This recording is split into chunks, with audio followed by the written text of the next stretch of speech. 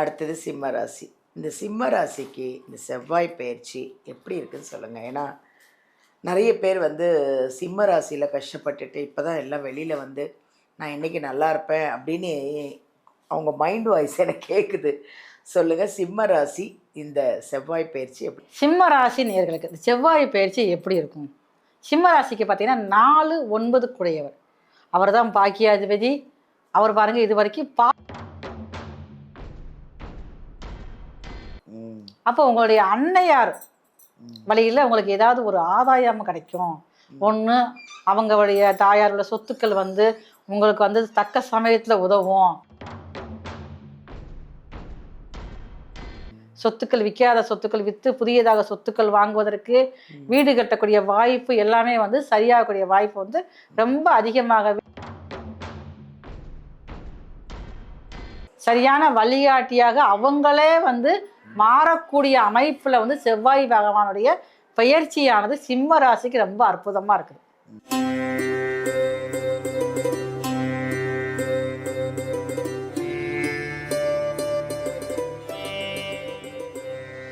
எல்லாருக்கும் வணக்கம். This is Balambika. உலகம் பூரா பார்த்து ரசிச்சிட்ருக்க எங்கள் ஜோதிடர் யுகம் சேனல் அனைவருக்குமே வணக்கம். என்ன சொல்கிறது, எங்களோட சேனல் வந்து இம்ப்ரூவ்மெண்ட் ஆனதுக்கும் உங்களோட கமெண்ட்டு, ஜோதிட விஷயம் எல்லாமே வந்து உங்களுடைய சந்தேகங்களை கேட்டு நாங்கள் அதுக்கு சொல்யூஷன் கொடுத்து இவ்வளோ சந்தோஷமாக இருக்குது. ஒரு கமெண்ட் பார்க்கும்போது தான் எங்களுக்கு இன்னும் என்ன பண்ணணும், இன்னும் உங்களுக்கெல்லாம் என்னென்ன கொடுக்கலாம், என்னென்ன மெசேஜ் கொடுக்கலாம் அப்படின்னு ஒரு ஆசை எங்களுக்கு. ரொம்ப சந்தோஷமாக எல்லாருக்குமே தேங்க்யூ. அடுத்தது செவ்வாய் பயிற்சி அப்படின்னு ஒன்று இருக்குது. அந்த செவ்வாய் பயிற்சியில் அந்த 12 ராசிக்கும் எப்படி இருக்கும் அப்படின்னு நம்ம ஜோதிடர் சங்கரேஸ்வரி அம்மா வந்து நம்ம கேட்டு தெரிஞ்சுக்க போகிறோம். ஏன்னா அவங்க வந்து நிறைய விஷயங்களை வந்து அலசி ஆராய்ஞ்சி கிட்டத்தட்ட ஒரு 83லேருந்து ஜாதகம் எல்லாமே ஜோசியமெல்லாம் படித்து உங்களுக்கு அழகாக புரிகிற மாதிரி உங்களுக்கு பரிகாரங்களோட அவ்வளோ அழகாக சொல்கிறாங்க. நிறைய பேரோட பிரச்சனைகளை அழகாக தீர்த்து நல்ல அழகான ஒரு அஸ்ட்ராலஜர், ஒரு அழகான ஒரு குணம், அழகான ஒரு பேச்சு, அன்பான முகம், நிறைய தெய்வ ஒரு வழிபாடு, தெய்வ நம்பிக்கை உள்ளவங்க, அவ்வளோ அழகாக சொல்கிறாங்க. அடுத்தது என்னென்னா, அவங்க சாதாரண விஷயம் இல்லைங்க, அவங்க சாதாரணமாக நினைக்காதீங்க. அவங்க வந்து நியூமராலஜி பார்க்குறாங்க, அஸ்ட்ராலஜர், வாஸ்து, மலர் மருத்துவம், அதாவது ஃப்ளவர் ரெமிடின்னு ஒன்று இருக்கும், அதுவும் பண்ணுறாங்க. ஸோ என்ன பிரச்சனைனாலும் எதுனாலும் அவங்கக்கிட்ட வந்தீங்கன்னா, அவங்கக்கிட்ட ஜாதகத்தை எடுத்துகிட்டு வந்தீங்கன்னா அவங்க அதை பார்த்து அலசி ஆராய்ஞ்சி உங்களுக்கு அழகான ஒரு தீர்வு சொல்யூஷன் கொடுத்து உங்களை ஒரு நிம்மதியாகவும் சந்தோஷமாகவும் வாழ வைக்கிறதுக்கு அவங்க வழி பண்ணி கொடுப்பாங்க. அப்படி ஒரு அருமையான ஒரு அஸ்ட்ராலஜர் நம்ம சங்கரேஸ்வரி அம்மாவை தான் நம்ம மீட் பண்ண போகிறோம். வாங்க, இந்த செவ்வாய் பயிற்சி எப்போ, எப்படி, 12 ராசிக்கு எப்படி, அதையும் கேட்போம்மா. வாங்க உங்களை மீட் பண்ணுவோம். வணக்கம்மா. வணக்கம்மா, எப்படி இருக்கீங்க? நல்லா இருக்கம்மா, சிறப்பாக இருக்கும், மகிழ்ச்சியாக இருக்கும். நம்முடைய நேயர்களுக்கு ஒரு அறிமுகத்தை கொடுத்துருவோம். சொல்லுங்கள். உலகெங்கும் இருந்து கண்டுகளித்து கொண்டிருக்கும் நம்முடைய ஜோதிடர் யுகம் டிவி நேயர்களுக்கு உங்களின் மருத்துவ ஜோதிடர் SR சங்கரேஸ்வரியின் அன்பான வணக்கங்கள். செவ்வாய் பயிற்சி எப்போ வருது, இந்த செவ்வாய் பயிற்சிக்கு அந்த 12 ராசிக்கும் எப்படி இருக்க போகுது அப்படின்னு உங்களை கேட்டு அந்த 12 ராசிக்காரங்களுக்கும் நம்ம தெளிவாக ஒரு விஷயத்த சொல்ல போகிறோம். ஸோ எப்போ வருது அந்த செவ்வாய் பயிற்சி? செவ்வாய் பயிற்சி, அதுக்கு முன்னாடி செவ்வாயை பற்றி முதல்ல பார்த்துக்கணும். சொல்லுங்கள். செவ்வாய் இல்லாமல் இந்த உலகத்தில் இயக்கமே கிடையாது. ஆமாம். அந்த அளவுக்கு நம்ம உடம்பு நம்ம ஆரோக்கியம் இருக்குன்னா செவ்வாய் ரத்த காரகர் முக்கியம். ஓ, பிளட் வேணும்ல, உடம்புல, அது காரகர் யார்? செவ்வாய் தான். செவ்வாய் ஆதிக்கம் குறைஞ்சா பிளட் குறைஞ்சிரும், ஹெச்பி குறைஞ்சிரும். அப்புறம் நம்ம வாட்டுக்கு பேய் பிடிச்ச மாதிரி அப்படியே மக்குன்னு உட்காந்துட்டே இருக்க வேண்டியது, மக்கு பிடிச்ச மாதிரியே இருப்போம். அப்போ செவ்வாய் ஒவ்வொருத்தருடைய வாழ்க்கையிலையும் உடல் ரீதியாகவும் உலகியல் ரீதியாகவும் எல்லா இடத்துலையும் செவ்வாய் தேவை. Very good. செவ்வாய் தான் பாருங்க காலபுருஷனுக்கு முதல் ராசியில ஆட்சி வீட்டில் இருக்காரு. அப்போ அதே பாருங்க காலபுருஷனுக்கு 8ஆம் இடமான விருச்சிகத்திலேயே அவர் சொந்த வீடு தான். காலபுருஷனுக்கு 4ஆம் இடம் கடகத்துல வந்து நீசமாகிறாரு. அப்போ இதே இது ஒரு காலபுருஷனுக்கு 10ஆம் வீட்டில் வந்து செவ்வாய் வந்து உச்சபலத்தோடு இருக்கிறார்.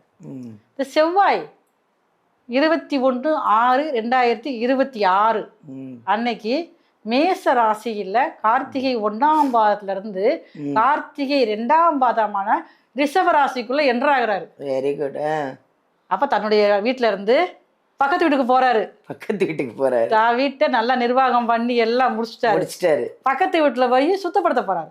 Very good. அங்க ஏதோ ஒரு சில குளறுபடிலாம் இருக்குது, நான் போய் பார்த்துட்டு வரேன் அப்படிங்கிற மாதிரி போறாரு. செவ்வாய்க்கு புரியுமா நீங்க சொல்றது அவ்வளவு அழகா? செவ்வாய்க்கு மற்ற கிரகங்களுக்கு எல்லாம் பாருங்க ஒரு பார்வை இருக்கும், 3 பார்வை இருக்கும். செவ்வாய்க்கு அதே மாதிரி 3 பார்வை தான்.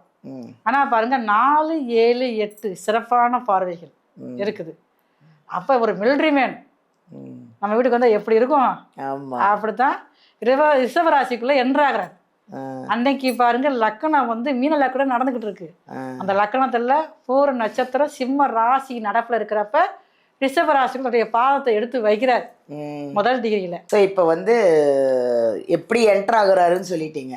ஸோ இப்போ 12 ராசியும் நம்ம பார்க்க போகிறோம்.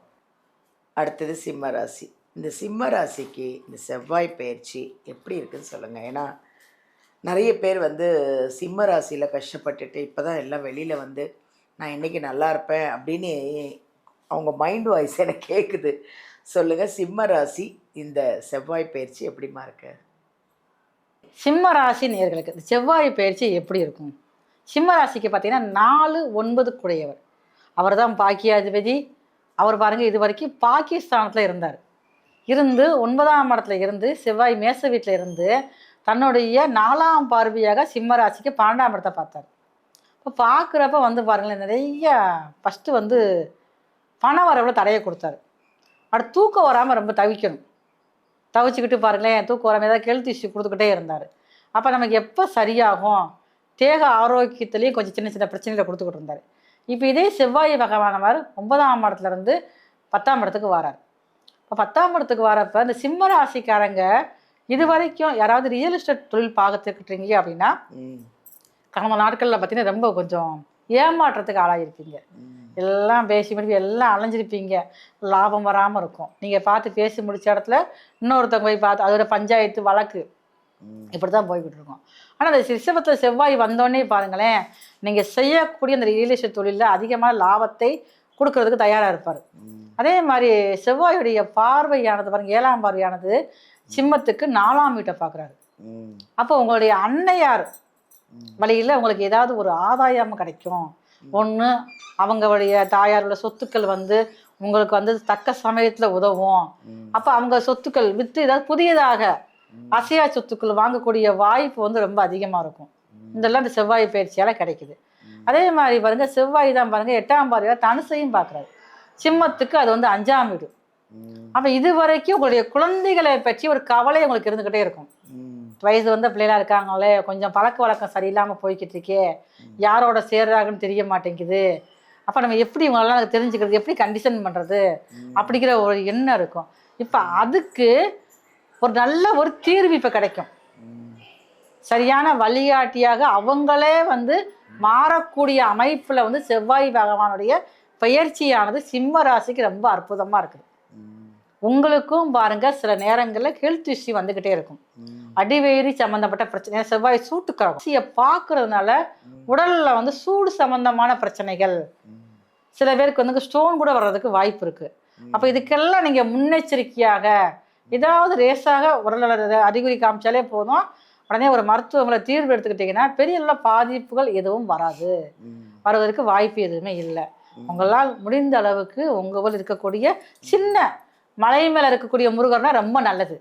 ஒரு குன்று மேலே குமரன் இருக்க இடம்லாம் குன்று இருக்குன்னுவாங்கல்ல, அதே மாதிரி தான் குன்று இருக்க இடம்லாம் குமரன் இருக்குன்னு சொல்லுவாங்க. அதே மாதிரி சின்னதாக ஒரு மலை குன்று மேலே முருகர் இருந்தாருன்னா, இல்லை உங்கள் வீட்டோட கொஞ்சம் தூரமாக இருந்தால் 2 கிலோமீட்டர் தூரமாக இருந்தாலும் பரவாயில்ல, அவருக்கு போய் செவ்வாய்க்கிழமை போய் பாலைவிசிங்கம் பண்ணிட்டு வந்தீங்கன்னா இந்த செவ்வாய் பயிற்சி காலங்களில் உங்களுக்கு மிகவும் சிறப்பானதாக இருக்கும்.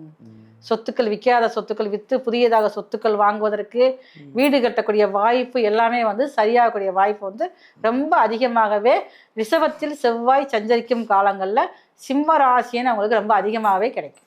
சூப்பர், ரொம்ப நன்றி, அவ்வளோ அழகாக சொல்லிட்டீங்க. சிம்ம ராசி எல்லாம் வந்து இப்போ கொஞ்சம் மூச்சு விடுவாங்க அப்பா அப்படின்ட்டு. ரொம்ப நன்றிம்மா.